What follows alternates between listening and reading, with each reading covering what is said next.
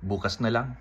Siguro next week. Huwag muna ngayon. Maybe you've uttered these words kasi may mga bagay tayo na ayaw natin gawin ngayon. Pero mahalaga. At madalas guilty tayo sa ganyan. May isang salita that describes this. Procrastination.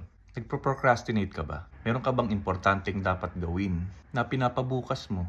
Until tomorrow becomes next week, and next week becomes next month, and next month becomes next year. So for this video, may tatlo akong suggestions para maiwasan ang procrastination. Una is set a deadline for yourself. Ilagay mo sa kalendaryo, ito yung deadline.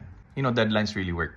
Pansinin mo sa school o sa trabaho, pag binigyan ka ng deadline, nasasubmit mo talaga na kahit minsan last minute, pero you get to accomplish it. In a sense, yung sa mga big things, like your dream, may deadline ba yung dream mo para gumalaw ka na? Second way to overcome procrastination is to seriously think about the consequences. Pag di ko to ginawa today, anong mangyayari sa buhay ko? Pag di ko ito ginawa today, magdodoble at triple ang trabaho ko.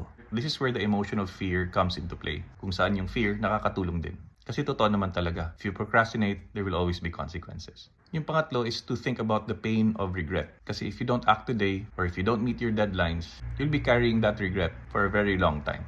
Kaya might as well go through the pain of doing it now than carrying the burden of regretting it later. Pagdasal mo kay Lord na bigyan ka ng lakas and even the excitement to do the things you're supposed to do. So my encouragement for you today is gawin mo na, now na.